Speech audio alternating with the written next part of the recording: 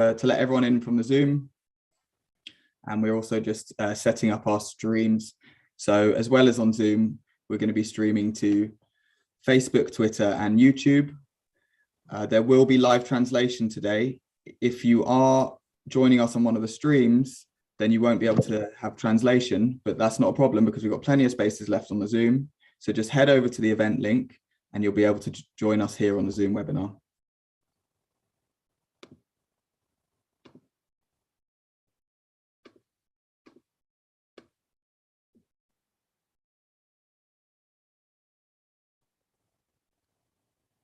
Okay, brilliant. I think that's everyone in. So thanks so much for being here with us tonight. I'd just like to introduce myself. I'm Patrick Foley. I'm the coordinator of the Brazil Solidarity Initiative, and I'm going to be chairing tonight's rally in support of Lula and the return of hope to Brazil. So as you will all know, we're meeting at a crucial time for Brazil, with elections taking place in October and the exciting prospect of former President Lula's return becoming increasingly likely. Lula is currently leading in the polls by over 20 points to Bolsonaro, but the campaign is far from over. We've witnessed Bolsonaro and his far-right allies ramping up threats against democracy, and considering Bolsonaro's open disdain for the electoral system and Brazilian democracy itself, coupled with the upheaval of the democratic process that actually led to his rise, these threats must be taken seriously. And we're here to show Lula and the mass movement behind him that we are with him and we stand with him internationally. Over the last 4 years, we've seen almost every sector of Brazilian society affected by Bolsonaro's far-right agenda, from his dangerous and irresponsible response to the pandemic, which has seen over 660,000 Brazilians lose their lives, to destructive plans for the environment, which have seen protected lands invaded and indigenous communities and environmental defenders across the country come under an existential threat. This, of course, was tragically highlighted by the murders of Bruno Pereira and Dom Phillips this month. Bolsonaro's open misogyny and hatred has led to increasing violence against women and increasing violence towards Brazil's diverse LGBT community. His racist and authoritarian agenda has seen police violence skyrocket and extrajudicial killings, particularly amongst young Black men in favelas and working class areas, have become commonplace. These terrible consequences of Bolsonaro and so much more can be brought to an end with Lula's return to the presidency. I'm delighted to be here with fantastic speakers from Brazil, Brazilian-led campaigns, and some great champions of solidarity on this call. I'd like to first introduce Luke Daniels. Now, Luke Daniels is the president of the Caribbean Labour Solidarity, and Luke is well placed to tell us the importance of solidarity work and activism here in the UK, and the importance of supporting progressive struggles like those against Bolsonaro across Latin America and the Caribbean. So thanks for joining us, Luke. Over to you. You're muted. Thank you very much for that introduction, Patrick. It's been a pleasure really working with you and so many other people I'm seeing on the panel there for many years. It's an honor and a privilege to show support and solidarity for Lula and for the people of Brazil generally. From the time Lula burst onto the scene as a working class leader of the people of Brazil, we have been inspired. We were saddened to see him step down after his set terms, that he was prevented from representing his people again by the bigoted and corrupted politicians with a treacherous scandal we feel for the region and for the world. We at CLS never believed any of the blatant and at times very transparent lies that were used to prevent him from returning to office. His outstanding record of lifting millions out of poverty is second to none in the world. His commitment of lifting the poor and working people is at times very lacking in some of our Caribbean leaders. We hold up Lula as an example as to what is possible. We demand of them the same political will to resist imperialism and deliver programs for the masses. We trust Lula to protect the Amazon rainforest that Bolsonaro and his cronies seem determined to destroy with their ignorance and greed. We need a leadership that takes on climate change in the region as the increased effect of on the environment, on our lives, livelihood is beginning to be very real, with increased flooding, droughts, hurricanes, and volcano activity in the region. Many of the islands have been affected deeply in the last few years. What happens in Brazil is of utmost importance to us in the Caribbean. We have a shared history of native genocide and slavery. That Brazil, is home to the largest Black population outside of Africa, and who are majority, I think, in the country, are beginning to wake up as a result of the Black Lives Matter movement's response to the George Floyd killing in the US by a police officer, is very inspiring to us and very encouraging. That the Black people overwhelmingly support Lula should make the Bolsonaros in the region tremble, because I think people are already beginning to wake up to the effects of imperialism, how it affects our lives, and clearly that the neoliberal capitalist programs, will not deliver for us in the region. It's very clear to us at Caribbean Neighbor Solidarity. At a time when the world can seem a very bleak place, as it is now, we are cheered by the advances of the left in the Americas. We at CLS are committed to do our bit to raise awareness and support for the radical forces in the region. When we heard of the proposed visit of Bolsonaro to Guyana early in the year, no doubt in an effort to boost his dwindling electoral chances, we mounted a picket at the Guyana High Commission in London and took out with others in Guyana an advertisement in all of the newspapers denouncing the visit of Bolsonaro. We left him in no doubt that he was not welcomed in Guyana or in any of the islands. I think I will end there by saying we celebrate the victory. We wait to celebrate the victory of Lula. Viva Lula, viva Brazil, viva Latin America. Yes. Thank you so much, Luke, and fantastic work organising that picket, because it really was such a powerful show. And you sent him back in that he didn't visit, and that's the end result that we really want, isn't it? For him to know that he's not welcome, and his racism and his authoritarianism isn't welcome. So we're going to move swiftly on to our next speaker, because we've got a lot of people joining us and a lot of great speakers to get through tonight. And our next speaker is actually an absolute pleasure to have them here, and quite a unique opportunity to hear firsthand from the PT's campaign and Lula's campaign in Brazil. And next we'll be hearing from Romênio Pereira, who is one of the founders of the Workers' Party and who started his political trajectory with the trade unions all the way back in the 1980s. He's currently a member of the PT's national executive and the party's secretary of international relations. Romênio was the party's president for the state of Minas Gerais. He's been the vice president of the PT, the secretary general, the secretary of institutional affairs, and the secretary of organization. An amazing resume. And in his current position as international secretary, he's traveled widely across Europe, Asia, and Latin America, representing the PT and their international agenda. In 2022, he was made general secretary of the party's federation, which brings together the Workers' Party, the Green Party, and the Brazilian Communist Party, specifically for the 2022 elections to beat Bolsonaro. And he's also the coordinator of Lula's pre-campaign. So a fantastic resume. I just want to remind everyone before Romênio starts that translation is available.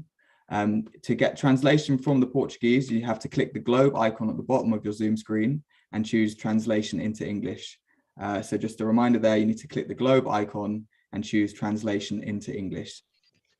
So over to you. Thank you so much for joining us. Podemos começar, Patrick? Patrick, primeiro eu quero cumprimentar você, cumprimentar a Júlia, e é um prazer muito grande estar nesse momento fazendo um diálogo com vocês. Eu preparei um texto, inclusive em respeito a essa reunião, e eu vou fazer a leitura. Amigos e amigas, começar reforçando que a luta por um mundo mais justo e democrático é um grande desafio dentro e fora do Brasil. Ele só pode ser feito com algo muito complexo e intenso chamado solidariedade. A grandiosidade da história do PT talvez seja do tamanho da vontade de fazer do Brasil um país melhor. Mas conosco, desde o início da nossa história, sempre foi muita luta. Às vezes, acertamos o rumo, e às vezes precisamos corrigir a rota. Rever posições, mas seguimos na luta, na defesa dos mais pobres, de trabalhadores e trabalhadoras. Lula e a solidariedade junto com as pessoas que se movam e trabalham todos os dias são fundamentais se quisermos melhorar nossas vidas. Em 2002, lembro-me, como se fosse hoje, a luta e a alegria de conquistarmos a vontade popular de colocar em prática o nosso projeto. Com a nossa grande liderança, foi incrível 2002. Tivemos um começo muito bom, mas como tudo que os setores populares conquistaram, é com muita luta. Tivemos anos duros e um golpe. Esse já desde 2016, após a direita não aceitar o resultado das urnas em 2014. A solidariedade internacional é aquela pressão vinda de fora, sabe quanto aquele seu velho amigo te liga após passarmos momentos difíceis em casas.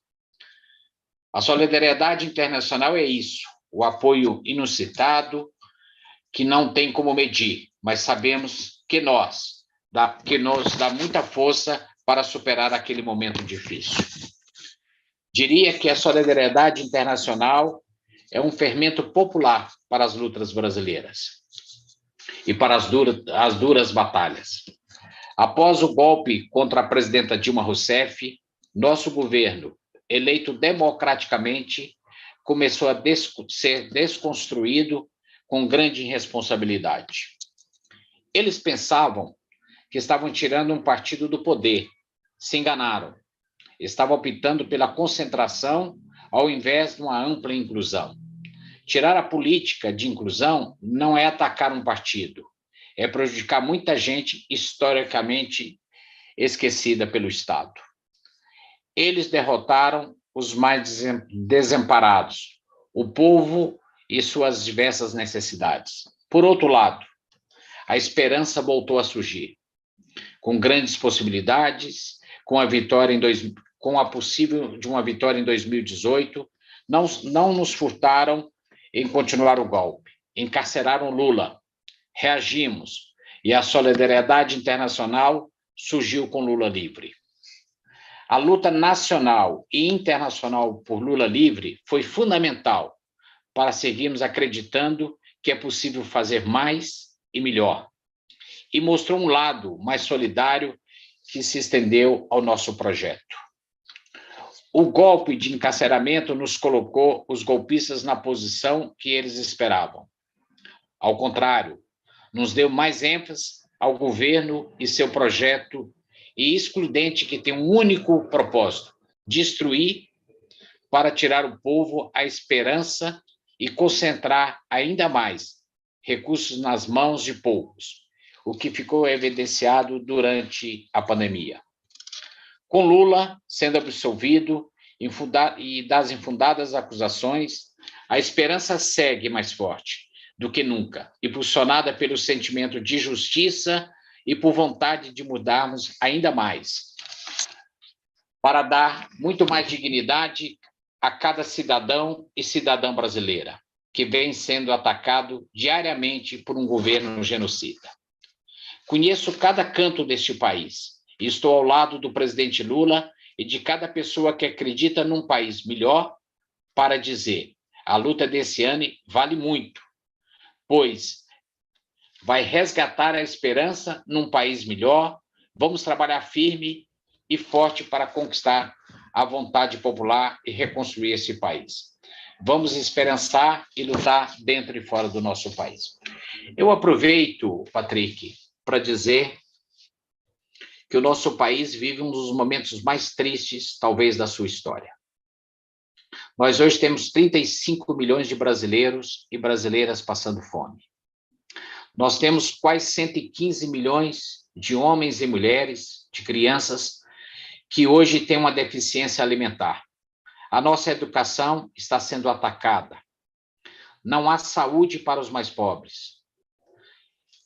O meio ambiente, não há nenhum respeito com a luta ambiental em nosso país. E, infelizmente, há poucos dias, vimos o assassinato de Bruno Pereira e de Dom Philips. Para cada dia colocar mais garimpeiros que atacam a água, que destroem as florestas e os seus animais que ali vivem. Mas nós temos esperanças e estamos lutando a cada dia com homens e mulheres. E qual é a nossa certeza? O presidente Lula tem dialogado com as mais diversas lideranças de setores populares organizados em nosso país. E há uma grande esperança que, nesse momento, Patrick, dado aos resultados das pesquisas, sinaliza a possibilidade da gente obter uma vitória eleitoral em outubro próximo. E precisamos olhar muito para a América Latina, aquela América Latina que foi governada até poucos dias por muitos, da extrema-direita e da direita, agora começa a sentir o ar mais forte da democracia. Que alegria para nós, homens e mulheres que defendemos a democracia, ter a primeira vitória de um candidato de esquerda na Colômbia. E o Brasil vai completar essa vitória, na minha opinião, com grandes possibilidades, inclusive de ganhar no primeiro turno. E pode ter certeza. Eu viajo amanhã para Londres, onde vou ter várias atividades em Londres para participar de conversas, inclusive relatando a realidade que vive o nosso país, e eu tenho certeza que aqueles que amam a liberdade, aqueles que defendem a democracia, o Brasil vai dar uma sinalização muito forte na vitória do presidente Lula em outubro desse ano. E a partir de 6 de janeiro do ano que vem, nós vamos assumir o papel que o presidente Lula já teve em seus governos. Liderar a América Latina, ter um olhar muito forte para a África e buscar relações com as forças democráticas e populares nos outros continentes desse mundo. Pode ter certeza que o Brasil, o Partido dos Trabalhadores e os partidos que compõem, e é bom dizer isso, Patrick, é a maior frente de esquerda que se constrói nas eleições presidenciais, é a de 2022. Vamos à frente, vamos à luta, vamos à vitória. Um grande abraço e muito. Thank you so much. Thank you so much for that, Romênio. So many important points there. I mean, just to mention a few, like the election in Colombia, what an amazing result. Just so much at stake in this election. And, we'll be delighted to welcome you to London in the next few days. And hopefully we'll get a chance to meet in person if you are doing any public meetings as well. So that would be fantastic. But also just thanks for giving us your time. It's always so good to hear firsthand from the campaign and from what's going on in Brazil right now. So I'm going to move swiftly on to our next speaker. If he's still with us, I know he was here shortly. Stephen Russell. Now, Stephen Russell is the TUC International Officer, and Stephen has been actively involved in building solidarity with Brazil and raising awareness of the destructive far-right agenda since all the way back in 2016 with the coup against Dilma Rousseff.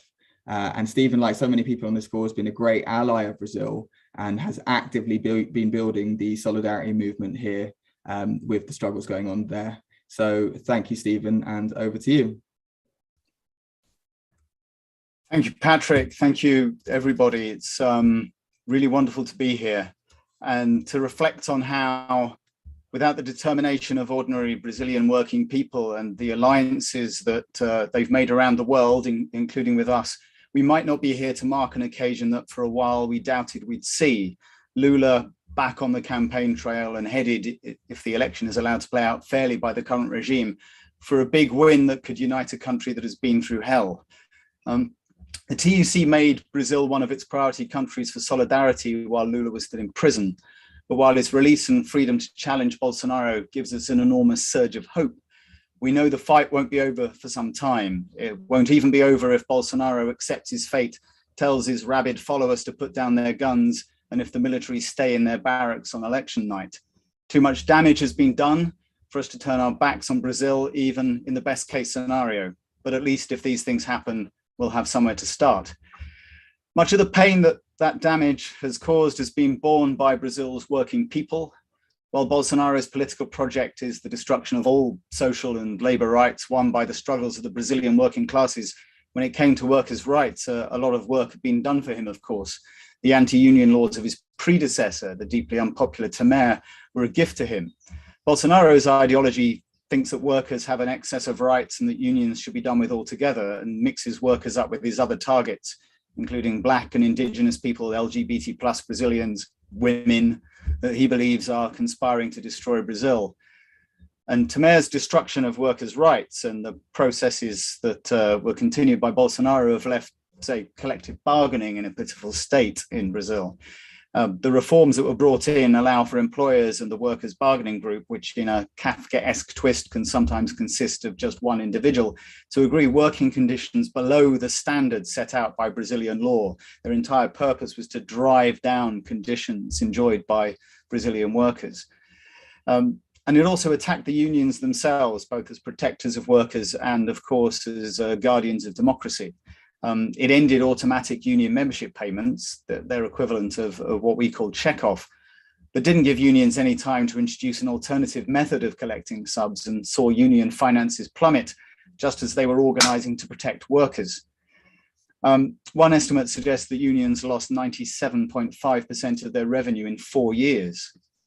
Meanwhile, Bolsonaro is plotting to shatter the country's public sector, where unions have stayed strong, destroying the very fabric of the country to persecute his opponents. But if the right thought that this would finish off the unions, they were mistaken. Unions and their members have led resistance on Brazil's streets and elsewhere, and now, at last, they again have one of their own to rally behind.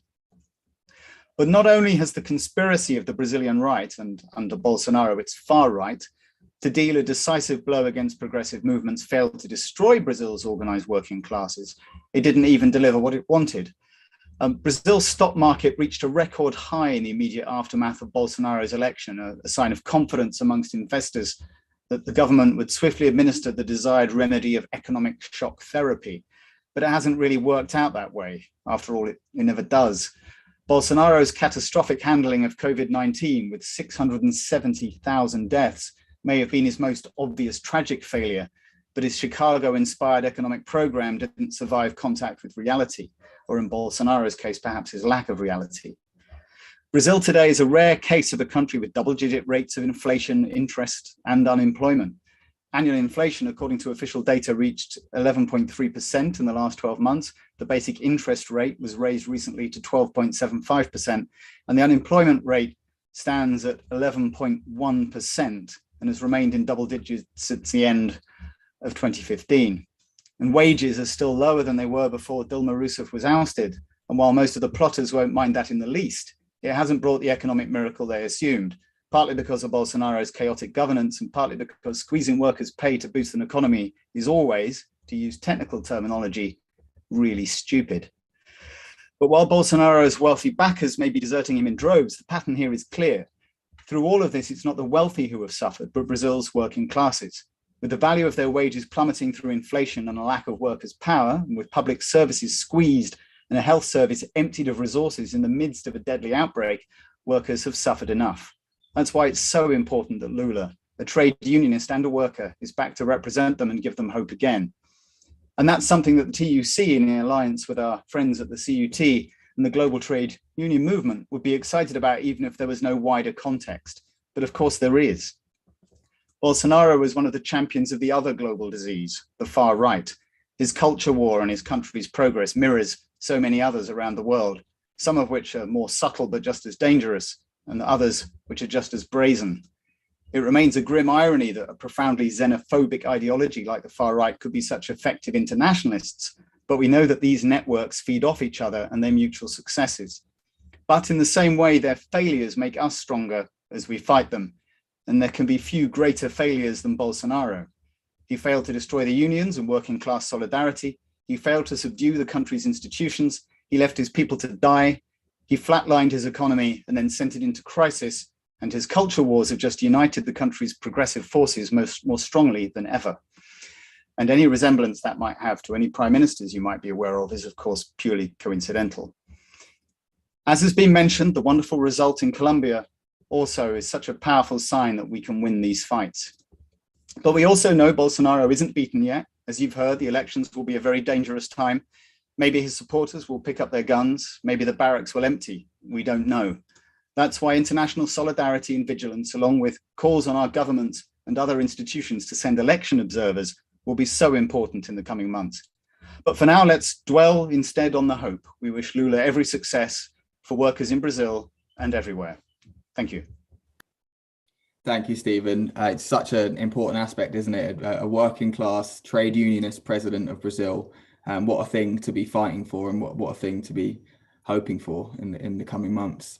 I'm going to move swiftly on to our next speaker. I'd just like to say thanks to everyone sending messages of solidarity in the chat and the Q&A. It's great to have so many people, such a buzz, and to have you all with us here today, and with us in this vital fight for Latin America and Brazil.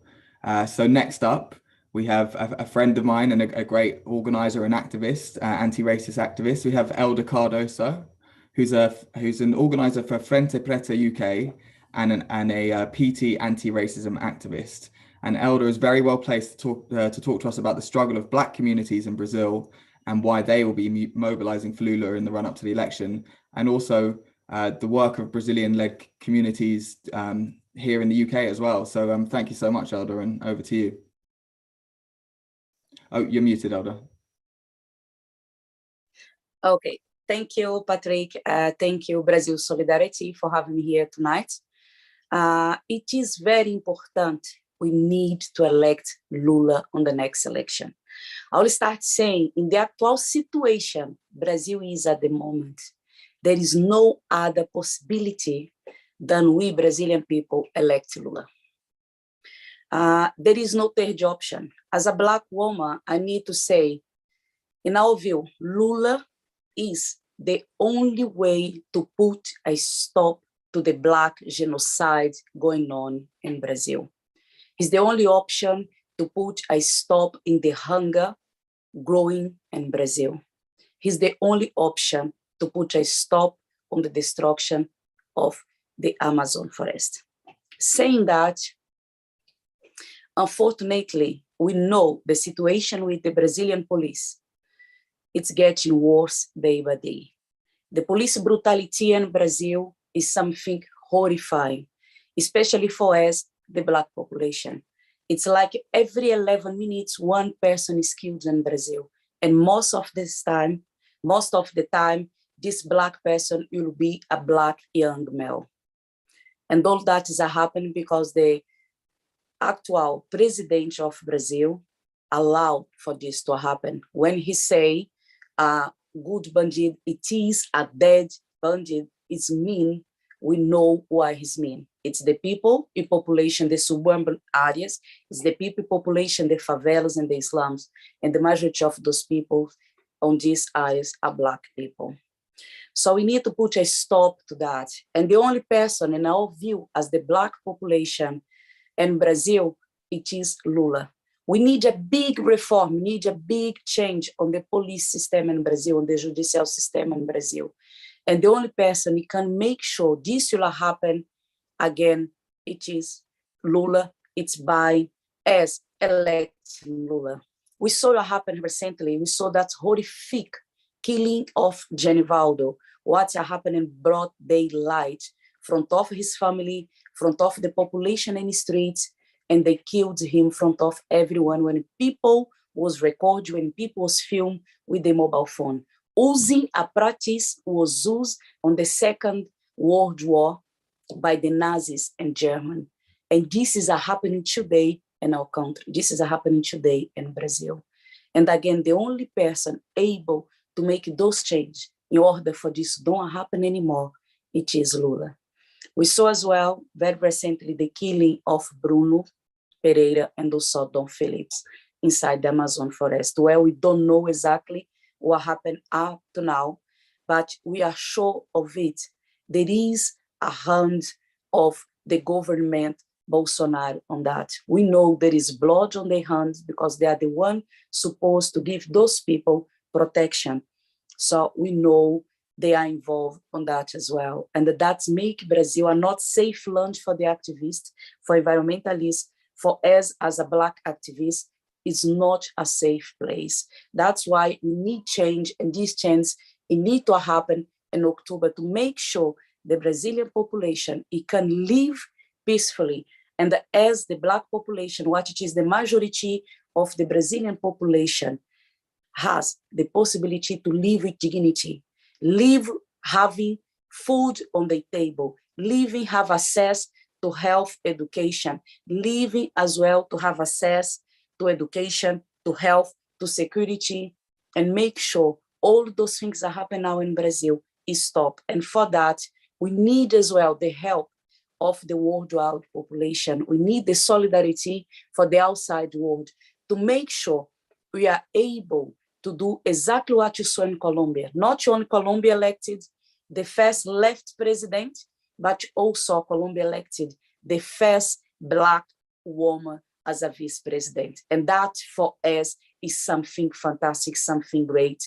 Is a hope of wind of changes are happening in South America. We saw changes in Argentina, we saw changes in Chile, we saw now in Colombia, and I'm sure the next place we saw these changes happen, it will be in October in Brazil when we're going to elect Lula. So thanks so much for all you guys. Thank you so much for the solidarity and Lula president. Thank you. Thank you, Elda. It's such an important aspect, isn't it? The fighting of Black and Indigenous and other communities who are really, really under threat and have been placed under such serious threat for the last, 6 years now. We're going to now hear from a Brazil Solidarity activist. We're going to hear from Tim Young, who's one of our own, and Tim's going to tell you how you can help us with our campaigning work, and how you can get more involved in the initiative. So thank you, Tim, and over to you.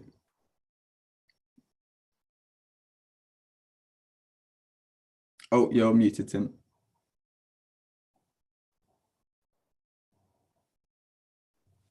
Okay, right. Thanks, Patrick. Yes, I'm Tim Young. I'm an activist for Brazil Solidarity Initiative and an organizer for the Labour Friends of Progressive Latin America. And the first thing to say is that I'd like to thank you all for being here tonight, but I also want to ask you for your help and support for the Brazil Solidarity Initiative. We've been campaigning against the dismantling of democracy in Brazil since the parliamentary coup against Dilma back in 2016.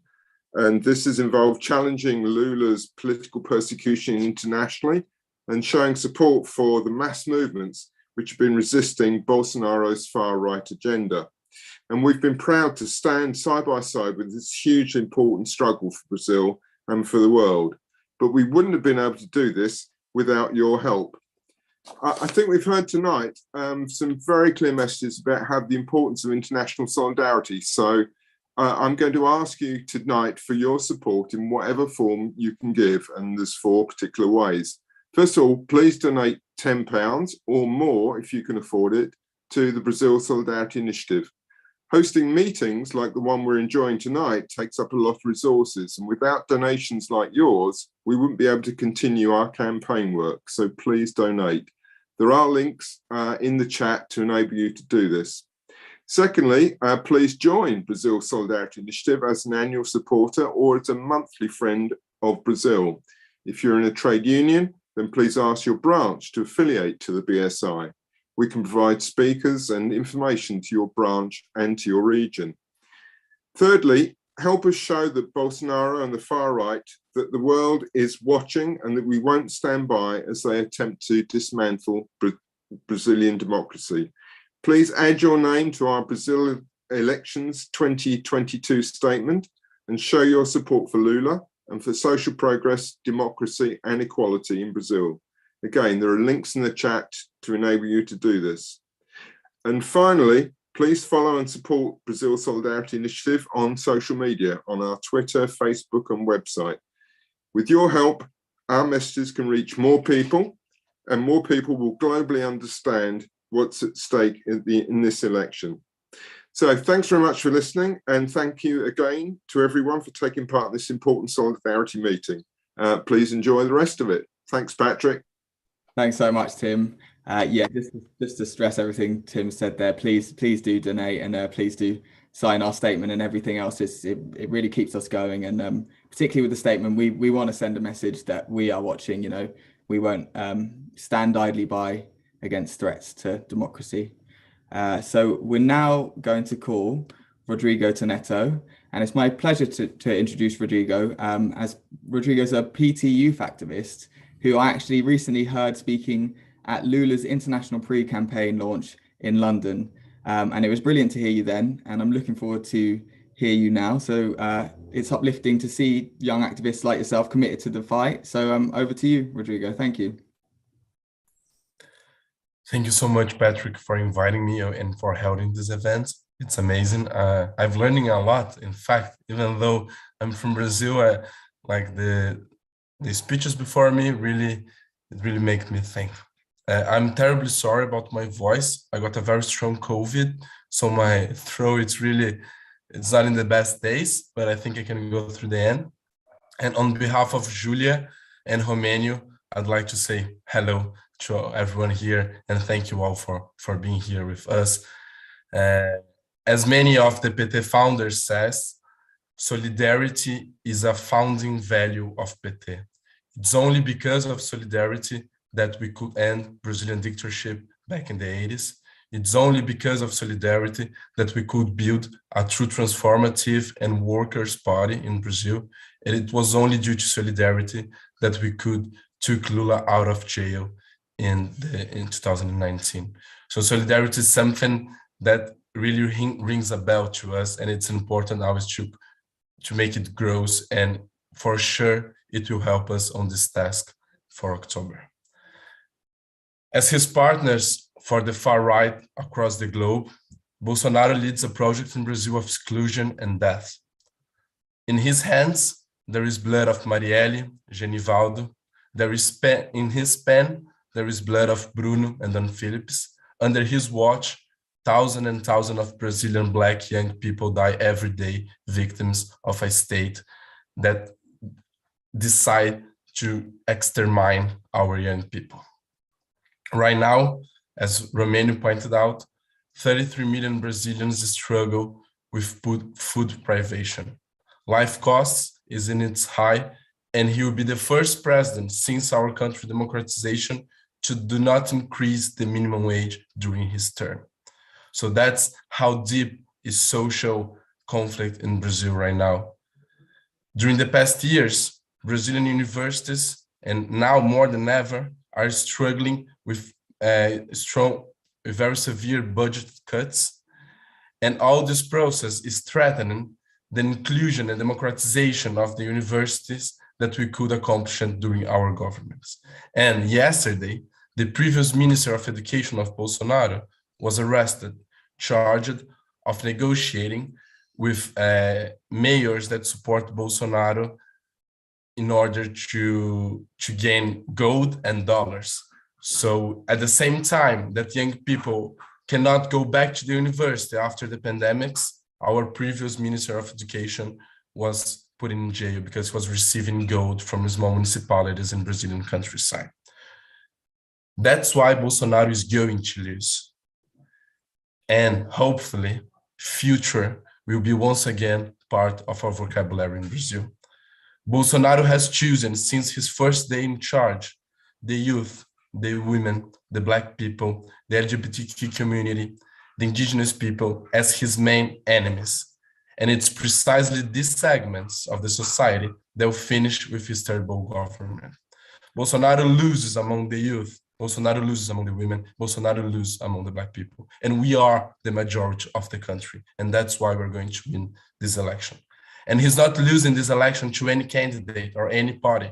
He's losing this election to the candidate and to the party that have always been by the side of the Brazilian people, supporting the workers, supporting the unions, supporting human rights.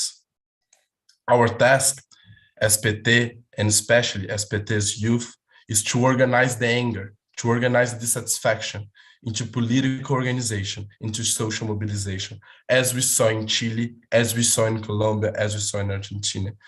Because for us, it's of course impossible to fight this fight against imperialism, against capital alone.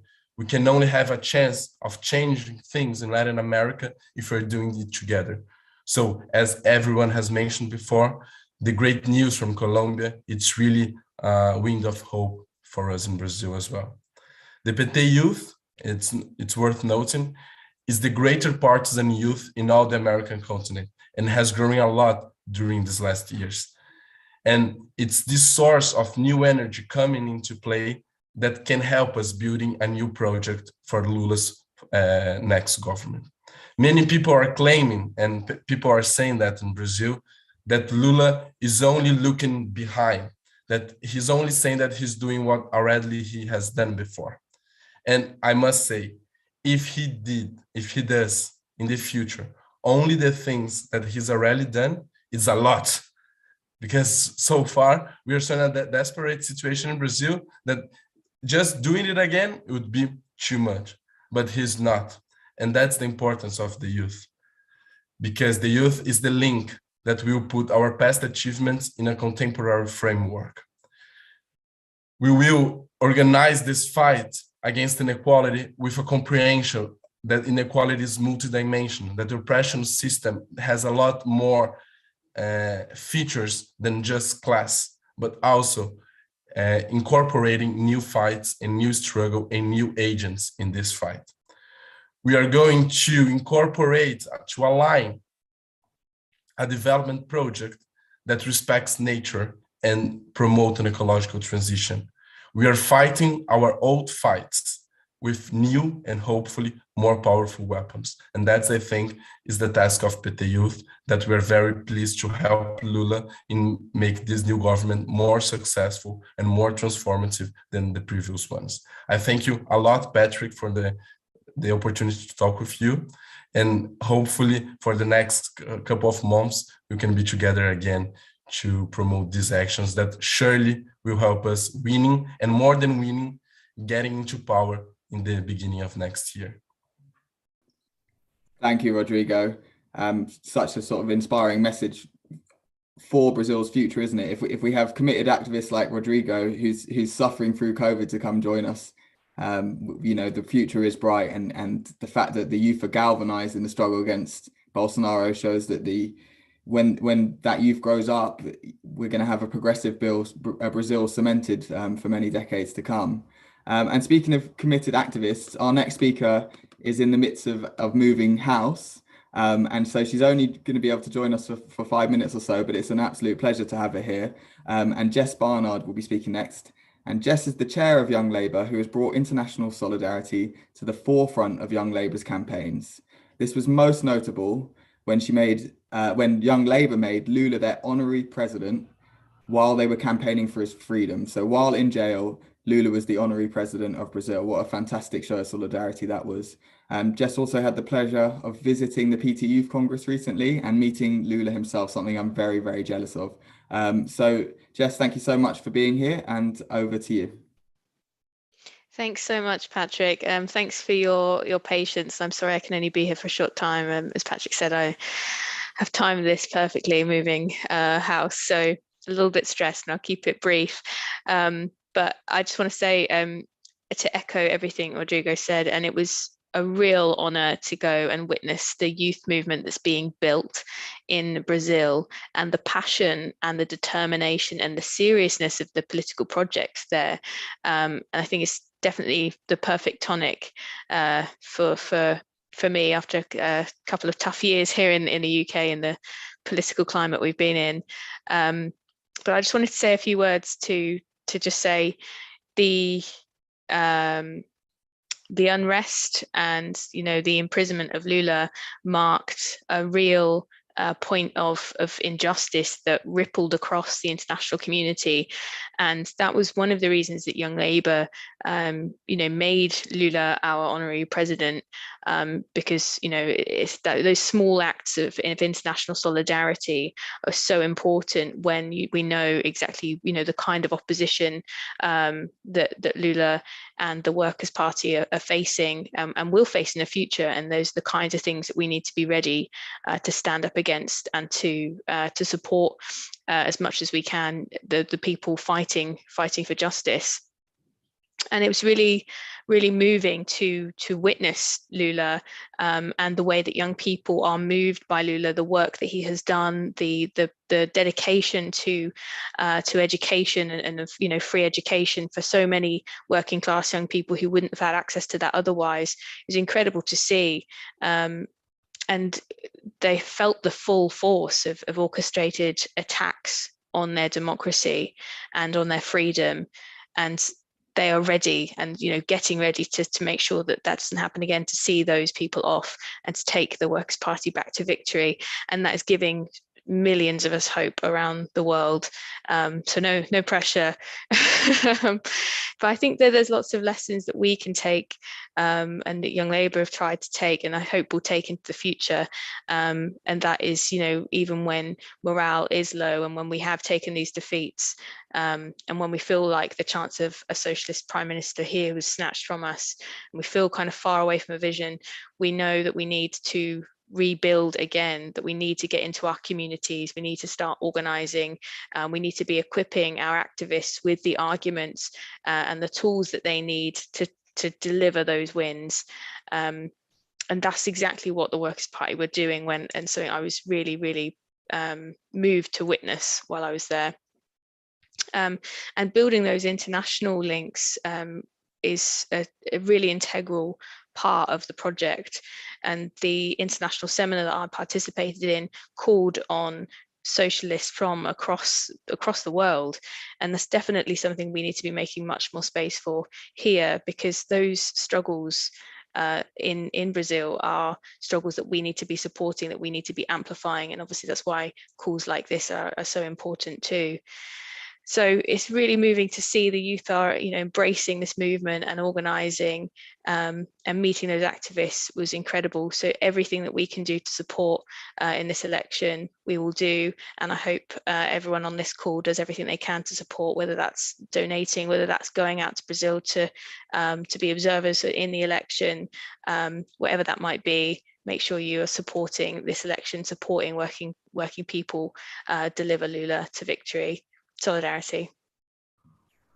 Thank you for that, Jess. Yeah, and that's something actually we haven't touched on enough in this meeting, is the inspiration that we actually get from Brazil's movement as well. And I think a lot of us on this call will have been personally inspired by Lula's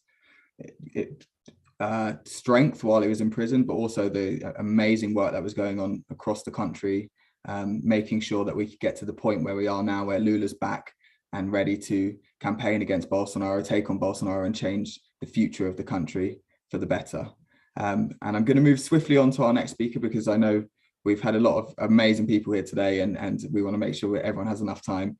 So next we're going to be hearing from Aline Piva, who's the Latin America coordinator of Progressive International.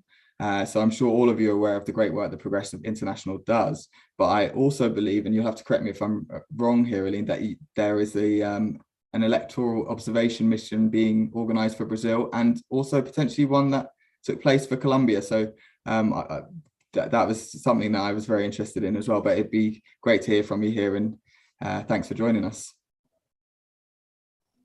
Thank you, Patrick. I would like to start today thanking you personally for the invitation and all the comrades that made this meeting possible. As the other speakers, my comrades said already, this is really important, and I can't stress enough and how important this kind of space where we can exchange ideas, where we can exchange what we are doing and build together this international solidarity, how important it is. So thank you, Patrick, and then all the comrades again. One thing that I would like to stress today, and then Patrick, I'll go a little bit into the Progressive International work here in Brazil, but one thing that I would like to stress here, because as my comrade said, international solidarity has been a key issue for us here in Brazil, historically, but most of all in recent years, since the coup, Lula's imprisonment, and fighting back a lot of the attacks that Bolsonaro has been making into against the Brazilian people. International solidarity has been key. We were not able to stop everything, but be sure that we were able to stop a lot. This would be really, really worse if we did not have the international solidarity, people organized around Brazilian issues. So this is really important, and we will have to keep up, because although it is crucial that we elect Lula in October, in the elections in October, hopefully in the first round, electing Lula will not be enough to defeat Bolsonarismo, because one thing is to defeat the individual, is to defeat Bolsonaro at the ballot box. But Bolsonarismo is a political project, and it's a project that is embedded not only in the Brazilian society, but also in our government, in the institutions. And this is something that will take a lot of work, a lot of effort, and we will need a lot of support to overcome this, to put this part of history behind us once and for all. So they struggle for Lula, they struggle for Brazilians to regain, to fully regain our democracy, to fully regain our institutions. It's not going to end with the elections. So we have to keep up our organizations, we have to keep organizing, and we have to keep discussing the Brazil that we want, the future of Brazil, how we are going to support the work that we will be doing here in Brazil. In Progressive International, we are discussing a few actions that I invite everyone to be part of, to work with us. One of them, we are going to do a series of articles to help build. This week, there was an important event here in Brazil where Lula and members of this really important political coalition, they put together this agenda. It's a series of points of the Brazil that we want, and we are going to work on bringing these Brazilian voices to the international level. So I invite everyone to go to work with us on that. And also we are working on building an international delegation of observers to come to Brazil and make sure that all the procedure, all that is needed to ensure that there is no attacks again on our democracy, that does not happen again. So I invite you all to be with us in that process and to bring ideas and to work with us to rebuild our democracy and to defeat Bolsonarismo once and for all. Thank you very much, Patrick. It's really a pleasure to be here today. Thank you, Aline. Some really important points there, particularly, defeating the one individual being one thing and defeating the movement being another. And I think that particularly rings true with Brazil when we look at, the Temer government after Dilma, and things only got worse, so now it's up to the next stage of really fighting back and building from there. Our next speaker is actually also translating. She's been doing a fantastic job translating as well as helping to coordinate and organize. And I wonder, maybe we should call our final speaker first and then come back to Julia afterwards, so she can continue to translate. I will do that actually. I've just... Yes, okay. So I'm going to call Richard Burgon, who is due to be our final speaker. And we like to close with Richard because he brings a lot of energy to the meeting. And that's always, you know, fantastic. After we've been on for an hour, it's always great to hear him. But I'd just like to, you know, say a bit to you before we move on to him. And that is just thanks for everyone for taking part today. Just a reminder to use the links in the chat and do donate if you can. Do sign that statement. You know, we really want to get as many names on that as possible, and then we'll try and get that published somewhere so we can show that there are people in Britain and the UK who really care about what's going on in Brazil. So now to the Brazil Solidarity Chair and also the Secretary of the Socialist Campaign Group of MPs, a great friend of Brazil and a champion for social progress here in the UK as well, consistently holding our own government to account. I'd like to introduce Richard Burgon. Thanks very much, Patrick, and thanks for describing me as having energy. I think I've got some energy on this hot day. There's certainly a lot of energy on the RMT picket line this morning in Leeds, where there's lots of public support. So in this country, you know, people are fighting back. But as internationalists, it's also important that we look around the world to see where the progressive movements are fighting back elsewhere and do everything that we can to show support and solidarity and help support their struggle in any way that we can, because there's a global assault, isn't there, on working class living standards. I think it's fair to say it's an intensified class struggle going on at the moment all over the world, because billionaires and the super rich are enjoying a boom time, whilst at the same time the living standards of the vast majority of people are being driven backwards. Now, of course, while this is a truly horrific time in our country, it's even harder for working class people in the poorer countries with weaker welfare states and greater rates of poverty. So I think that at home and abroad, we, as the working class, as the 99%, we need to resist this assault in every way possible. So that means building trade union power so that this crisis isn't paid for on the backs of workers. It means building community power so that we can organise all those hit by this crisis to fight back. It also means political power, because resistance isn't enough. We need to force out the corrupt governments all over the world that are using this crisis and their access to political power to line the pockets of the super rich. And in their place, we need to secure governments that will use the power of the states to defend the 99% and not the 1%.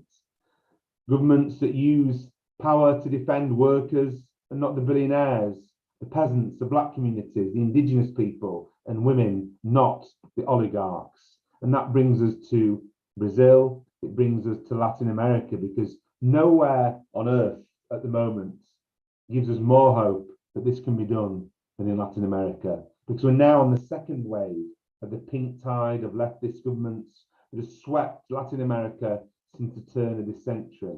People on this call will remember the first wave with Hugo Chavez, Rafael Correa, Evo Morales and others. And in recent years, there's been a new wave with the rise of the left in Mexico, in Argentina, in Peru and in Honduras. And they were joined last week by the victory of Gustavo Petro in Colombia, and late last year by the victory of Boric in Chile. Now, if you achieve left victories in Chile and Colombia, then believe me, you can achieve left victories anywhere in the world. I remember many years ago, in 2006, visiting Colombia on a delegation as a trade union lawyer.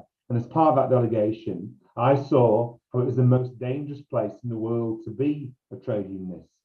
Death squads regularly targeting trade unionists, environmental activists, black activists, and journalists. A country, let's not forget, where the left had never won before until last week. A country, let's not forget, where the left was barely an electoral presence not long ago. I referred to Chile as well, the birthplace of neoliberalism, whose institutions were founded in one of the most brutal dictatorships, in which had one of the most privatized economies. And now a victory in Brazil is possible too. All those gains in Latin America, let's make no mistake, strike a blow against the rule of the oligarchies in their own countries, but they also strike a blow against the many decades of domination of Latin America by the United States. Domination that has sown poverty, inequality, military conflict, and widespread suffering across Latin America. Now, Brazil holds the key to cementing all those gains in Latin America, given it's the biggest population and given it's the biggest economy. So if Lula wins, this will have a tremendous impact in Brazil, in wider Latin America, and in the wider world. And as things stand, as we've heard tonight, President Lula will win again, because the latest polls show him clearly ahead. But we should be clear that there's no length to which the Brazilian right wing will not go to prevent victory. There are no depths which they will not plumb in order to prevent a democratic victory by President Lula. And we know that they were prepared to organise a parliamentary coup in 2016 that saw left-wing President Dilma Rousseff removed from office and then the far right take power. We know they were prepared to jail Lula over phony charges when he was a clear favourite to win the last election. And we know that the Brazilian elite have a current president in Bolsonaro who's an open supporter of the military dictatorship of Brazil's past, saying it, and I quote, should have killed 30,000 more. What a horrific sentiment. What a horrific president. So we need to build the biggest solidarity campaign possible of the coming weeks and months in support of the right of the Brazilian people to elect the president that they want, President Lula, free from foreign interference, free from domestic curtailment of democratic rights. Be in no doubt that we can build a huge campaign over the coming months in union branches, in Labour Party branches, in every climate group. Lula is rooted in the very same movements that we're rooted in. He's a former trade union leader, jailed by the Brazilian dictatorship for his activism in organising strikes. He's a founder of the Brazilian Workers' Party, a party that has links with all the social democratic parties in Europe and all over the world. By mobilising all that support, we can help to highlight how the eyes of the world are firmly fixed on Brazil. We can put pressure on politicians, on journalists to speak out against any attempts at wrongdoing. We can pressure governments to act so that the elections are free and fair. And in doing that, we can help to do our bit so that Brazilians get the president they really want. We can fulfill our internationalist duty. We can fulfill our part of ensuring that solidarity isn't just a word, solidarity is a verb. So solidarity to everyone on this call. Let's work together to build the biggest possible solidarity movement so that the Brazilians can choose their president, and to ensure that the far right in Brazil, personified currently by Bolsonaro, and the elite don't rob the Brazilian people of a democratic advance. That's our duty, and I know that we're going to do it. Thank you. Thank you, Richard, and quite rightly setting out exactly what's at stake there, and particularly on that international level. What is the biggest fight against the far right in the globe? And if you'll bear with me 1 minute, we're just going to take Julia out of the translation booth, so we can hear from Julia Felmanas, who, if you don't know, is a coordinator of the PT Nucleus in London. She's a great friend of the Brazil Solidarity Initiative, a committed activist for the PT, for Lula, and also for bringing Brazil's progressive struggle here to the UK. And of course, as you'll know, Julia's also been translating this evening, so a real hard worker on the left and in the solidarity campaigns. So thank you so much, Julia, and over to you. Thank you, Patrick. I don't think I've got very much to say because we had so many brilliant speakers, and I think pretty much every single thing that we needed to highlight, we've highlighted. We've highlighted the terrible situation that Brazil is in under Bolsonaro. We've highlighted how important it is to get rid of him. And I just wanted to stress one more. I don't think the Amazon forest will be able to survive another 4 years of Bolsonaro. We're already in climatic terms on a tipping point of the production of oxygen from the trees. And so if we carry on with the destruction that we have seen in the Amazon, in the rate that we are seeing, that is a real threat for the survival, not only of Brazilians, not only of the indigenous people, not only for everything horrible that we have seen in Brazil in the past few years, but it's a threat for all of us in the world, because the Amazon forest is so big and so important. So I was going to talk about the food insecurity that the Brazilian people are going through. Was going to talk about how Bolsonaro has put in power the exact opposite people to the ministries that we have, like, for example, for the FUNAI, our indigenous service foundation, he's put a person who's in agribusiness. He's put people who rob the land or who want to Christianize indigenous people. For the foundation of the Palmares Foundation, which is the foundation that supports the culture of the Afro descendants in Brazil. He's put somebody who doesn't like Brazilian black culture. And for the human rights position, he's put a woman who doesn't believe in human rights.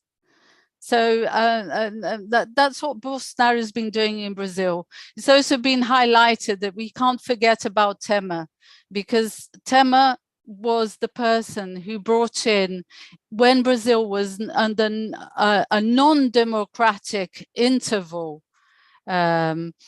because he was elected as vice president under a certain program, which was the PT program. And the moment that they managed to get rid of Dilma, he totally changed and managed to pass through reforms that would never have passed under a democratic situation. So I think it's very important to highlight that.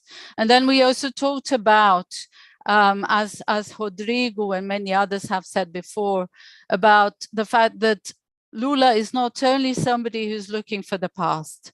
Our hope for Lula is a hope for the future, for bringing in new changes, although that's going to be very difficult. And as Rodrigo rightly said, even if we only manage to do what Lula had done before and not go any further, that would be good enough, because Brazil has been so destroyed, has gone through such a difficult situation, that just doing that is enough. But we need to look to the future. We need to go through an ecological transition, which is part of our program.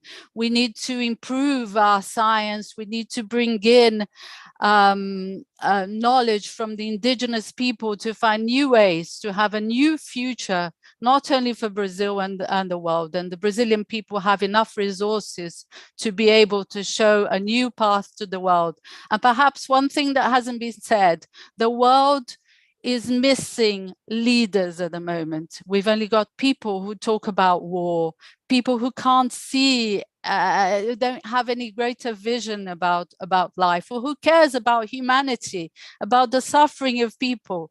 Lula is somebody who can fulfill that position, be a leader who can talk about negotiation, who can talk about peace.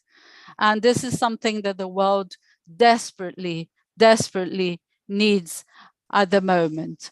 So again, talking about international solidarity, I'd like to thank very much the Brazil Solidarity Initiative. I'd like to thank very much everybody who's here, the unions who throughout all the period when Lula was in prison, when Dilma had been taken out of government, not a single other group of people had the guts to stand with us, except for basically the unions and a few people on the left, really.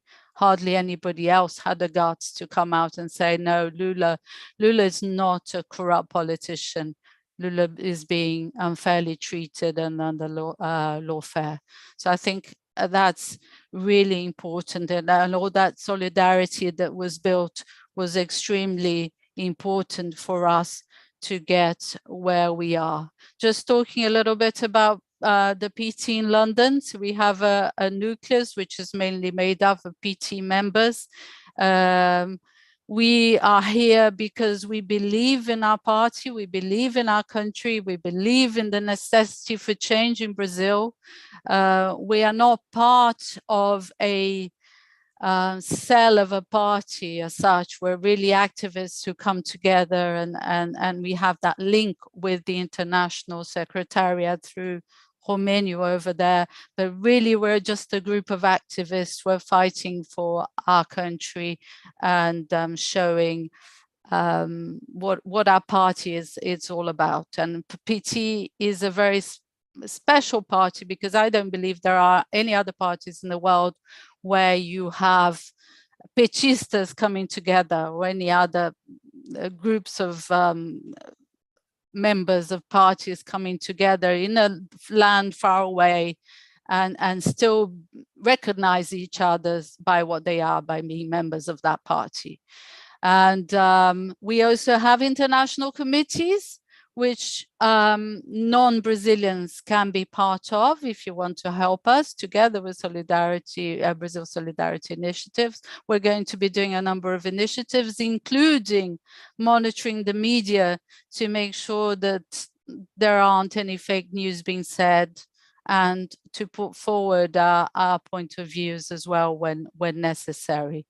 And with that, I think if, I don't know if Elda can put again our links to our own social media there, please, because it'll be difficult for me to do that. I'd like to finish. So thank you very much to all of you. I thank Romênio for coming all the way from Brazil. I know he's got a very, very busy schedule and is flying tomorrow. And it's great to have him with us. Thank you, Julia. And yeah, I'd like to echo that just to every single one of our speakers. Thank you so much for taking the time and giving us your contributions, which were fascinating, which were inspiring, which at times were terrifying when we're hearing about what Bolsonaro is doing. And also to everyone who's joined us. I mean, what a fantastic evening and of solidarity, and what a fantastic show of support for this this truly needed movement in Brazil. And if I could just say before we go, just please do remember to donate if you can. These meetings do cost quite a lot to host, and a lot of work goes in behind the scenes because we really are trying to build a movement of solidarity here and just make sure Brazil's struggle stays on the agenda here in the UK. So please donate. Please sign up as a supporter of the Brazil Solidarity Initiative, or if you're a trade unionist, then bring our affiliation form to your next branch meeting and try and get them affiliated as well. We'd love to come and speak to you. Sign that statement. I keep talking about the statement. Please sign that statement. And I will just end on this. You know, let's keep building solidarity with Lula. Let's keep showing solidarity with the wide movement of resistance against Bolsonaro. And let's just show the millions and millions of Brazilians standing up for equality, for the environment, for democracy, for public health, for education, for so much more in Brazil. Let's show them that we stand firmly with them. We're with them in their struggle. And we're going to be with you celebrating in October when Lula wins as well. So thank you all so much for being here, and good night.